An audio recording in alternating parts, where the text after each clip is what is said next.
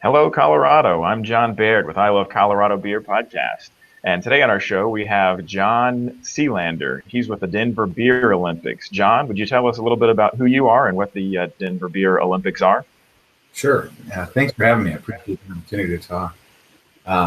So we are the Denver Beer Olympics. As you say, I'm John Selander. I helped create the Denver Beer Olympics, both the event and the organization of the same name.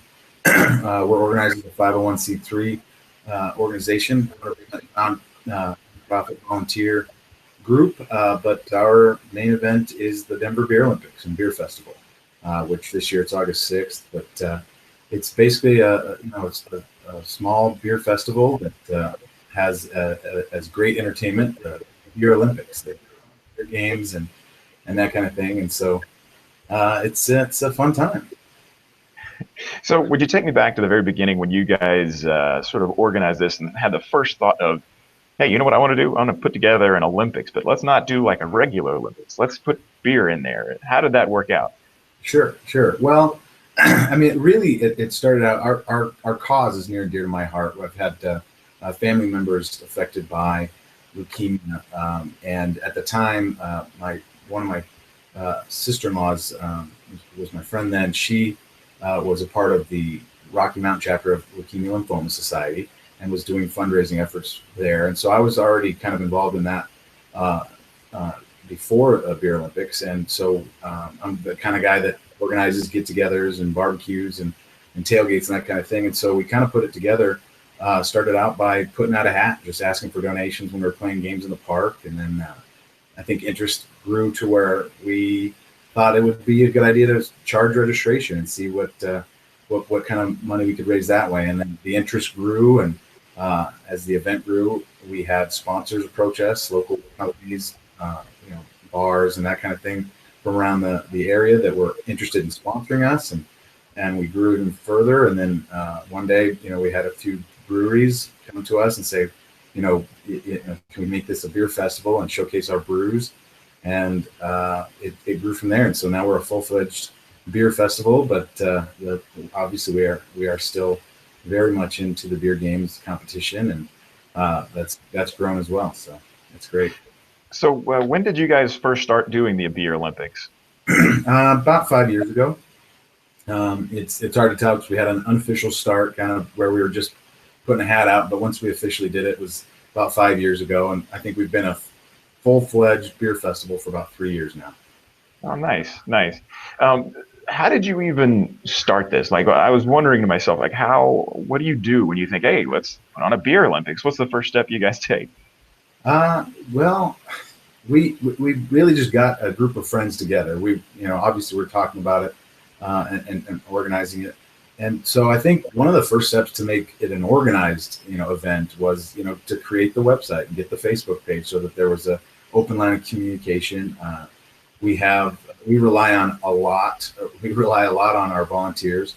And so really it's good people that are willing to go towards this cause. And I think, organizing the games and charting out rules and that kind of thing just kind of came with that organizing things, which are normally not organized, but we have good people. And I think that's, our first step was just to, get the website out there, organize, the days and that we're going to do things and the rules. And we went from there. So would you tell us about the events?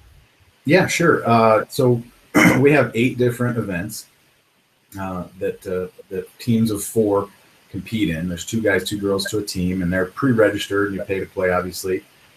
We have Flip Cup, beer pong, a game called Beersby. Some people call it Polish horseshoes, where you throw a frisbee to knock a bottle off a pole.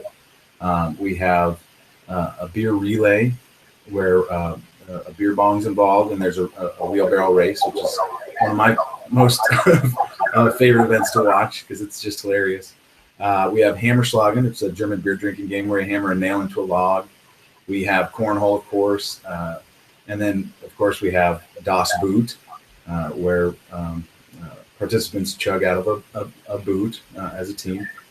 And then we wrap it up with elimination-style quarters, so bouncing quarters into cups. And so it's a long day of mini events, which are just great to watch. So Yeah, it sounds like a lot of fun. I would imagine even sitting down and trying to work out the rules for the events would be a lot of fun. Tell us about how that goes.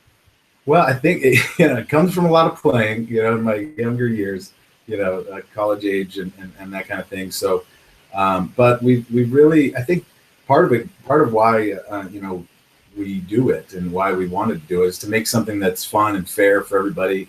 One of the things we focus on is making sure that all types of people are comfortable with what we do. And there we have the type of people that are very, very competitive and need to know every rule and treat it as if it is the Olympics. But then, of course, we have the other side of the spectrum where people are just there for the cause and they're just there to drink beer and be outside in the Colorado sun, so they don't care, how the game goes. And we really make sure that the rules are such that, and we have judges too that are in ref jerseys, so we take it serious on that sense. But we also try and keep it fun and fair, and so that everybody can enjoy it. So it's a really fun thing to do, to kind of make those rules, and we try to incorporate all different variations of the games, but we do want to have one way to play. So it's a little bit of a tough thing there, but it's fun as well. Yeah, I can imagine that people would sort of really get competitive because people in Denver really sort of get competitive like that sometimes. But then there's also, it's a fun drinking game. So how does the competition go? Do people really get into it and get a little too competitive sometimes, or is it just the right competitiveness? How does that work? Well, I think the one thing that brings it all together, and this is the part that I love. I think that, of course, the cause is near and dear to me, but it also happens to be something that everybody that's at the festival is aware of. And so no matter how competitive a person is, they keep this sense of, hey, we're doing a thing for a good cause. And so we have some very, very competitive people, as I say, but when they're coming up against a team that's not as competitive, or even when they're competing against their rivals, they know it's a good cause, and it's just hanging out, drinking beer in Colorado, and it's a good time. So I'm surprised, but in the 5 years we've been doing this, we haven't got anybody that's really been too competitive or angry because of the competition, which is it's kind of a surprise to me, honestly. Like you say, I think people can get competitive, but it's just this good-natured kind of community spirit that exists in this festival, and it's just fun to watch, fun to be a part of. Are there prizes that go out to the winners? Yeah, we have, like I said, we have 8 different events, so there's a prize for the winner of each one of those. Then each event is scored and tallied towards your overall score, and the overall winner gets, among other things, 4 tickets to the Great American Beer Festival. We've given Rockies tickets, bar tabs to different bars, and so yeah, we try to make them pretty good prizes. I mean, we had cruiser bikes given out as prizes last year, and so we get, like I say, we get with all these companies, that are local Colorado, Denver area companies that are willing to be a part of this, and so we get some good prizes donated as well. Nice. Well, are there any other benefits for participation? Are there like, growler fills or things like that from local breweries or? Yeah, well, yeah. So we don't have them all set up this year, so I don't know the specifics, but we have had that in the past where it's either a bar tab or a growler fill. As we're growing as a beer festival, we got a lot more breweries involved in this as well, and so we are hoping to have a growler fill or two at different breweries. They also have their own kind of, obviously they have their own booth, and so they have kind of different ways that they can promote themselves with coupons or whatever. And so yeah, just participating is one small aspect, but I think the biggest number of people that come to this festival are the beer festival goers, and so they're trying beers, and there are side games that they can play and that kind of thing, and we're trying to organize a little bit more for them to play.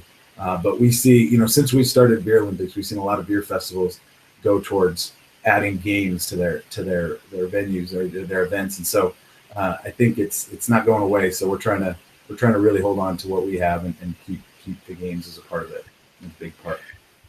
Well, that's good. I was looking online and I noticed there was and you have all the results and everything listed there. In 2014, you had a team that was disqualified. And I was wondering if you just give us a taste of why you would disqualify a team from the Beer Olympics. Oh yeah. No, we don't we really, I mean, I guess I should say we will disqualify a team. We haven't really done it from our reasoning or anything like that so far. Like I say, nobody's really gotten out of hand. The DQ was really that they didn't show up. They left. Really. So I Okay. would say if you're planning on participating in playing in the Beer Olympics, you realize that it is a long day of drinking. And so I think there's sometimes that teams don't realize that. They think they're ready and can handle the Beer Olympics. But, we have 8 events that you play in, and then you drink beer in between. It can get to be a long day. And so yeah, we have had not just that occasion, but another occasion where a team was like, we've got to we've got to go home. So, That's but pretty funny. So would you tell us a little bit about the Leukemia and Lymphoma Society?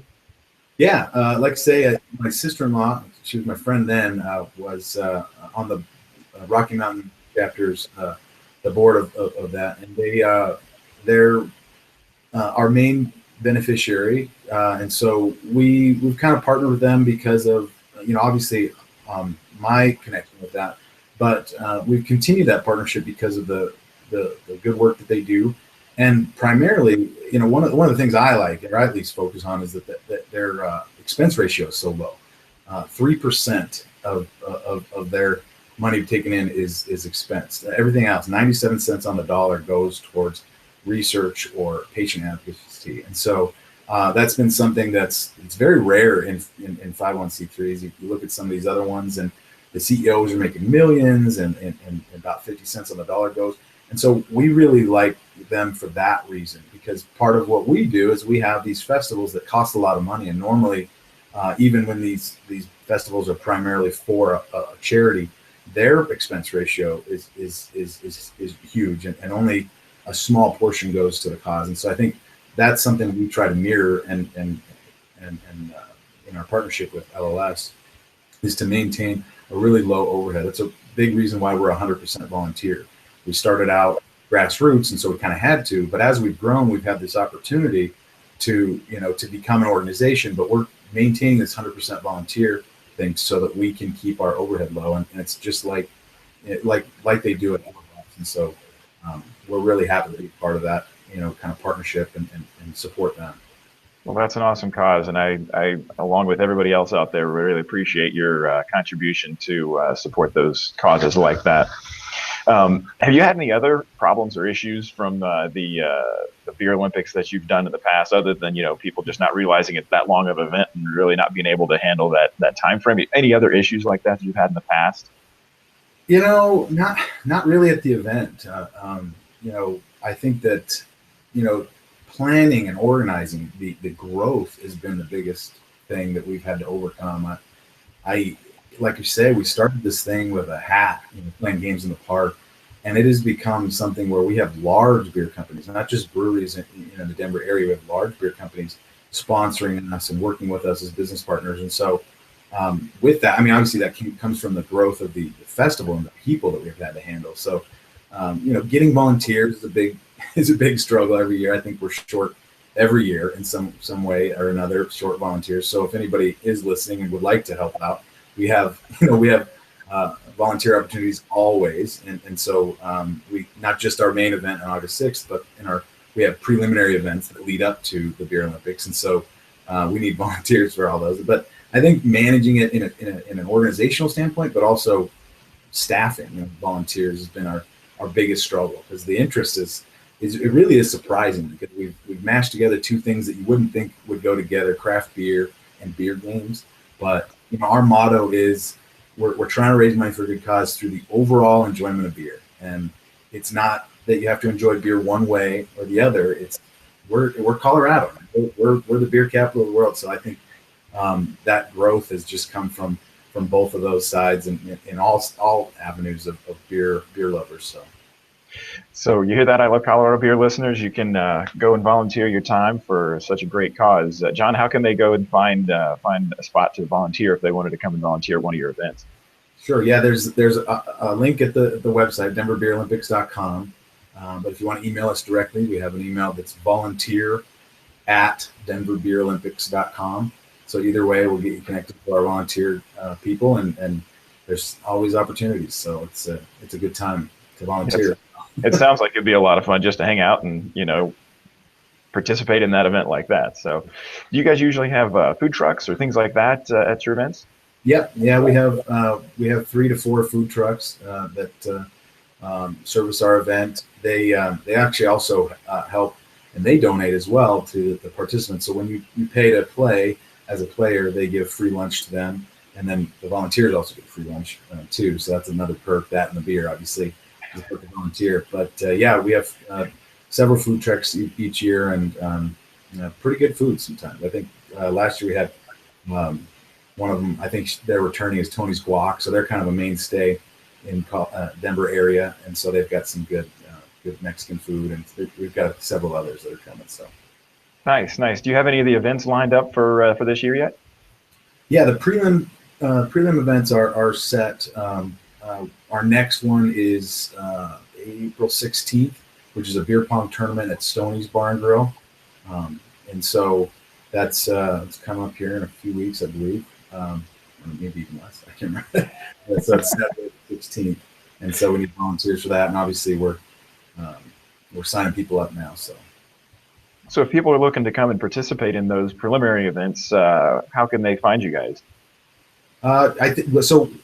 Our Facebook page is another way that we get the word out, and so I think liking us on Facebook will get you the feed that we update you as far as different events. Obviously, we have it prominently displayed on our website. So everything that we do and sign up and registration is through the web, and so you can pay online, sign up online, and so our website and Facebook is the best way to really get the info on those. So I understand you've given I Love Colorado Beer listeners a special discount promo code. Will you tell us how they can utilize that for participating in the events? Yeah. So we're giving the listeners of I Love Colorado Beer $5 off any of our prelim events. The one upcoming is beer pong, but we have cornhole and flip cup and a couple others coming up down the pike. But the promo code is I Love CO Beer, all caps. And when they go to pay, they can enter that code, and it'll give them $5 off their registration. And they can sign up for any of those events on your website. Is that right? Yeah. There's links that kind of direct them to the prelims, and of course when we open up registration for the actual Denver Beer Olympics, that'll be online as well. Now, do you have to participate in the preliminary events to be able to participate in the big event at the end? No, it's not required, but you do. So we sell out of our Beer Olympics, participants every year, and there's a waiting list. And the way we've kind of handled that is that we've given early registration to people that earned that early registration. So if you sign up and participate in the prelims, there's a way for you to earn points towards that early registration period where you can get a head start on people signing up for the Beer Olympics. And so that's also information that we provide online, and so you can kind of go see the prelims menu item, and there's a whole page that's dedicated to showing how you can earn points towards early registration if that's what you want to do. Well, thanks, John. Is there anything else that we haven't talked about that you think would be interesting, or you think our listeners would need to know about the Denver Beer Olympics?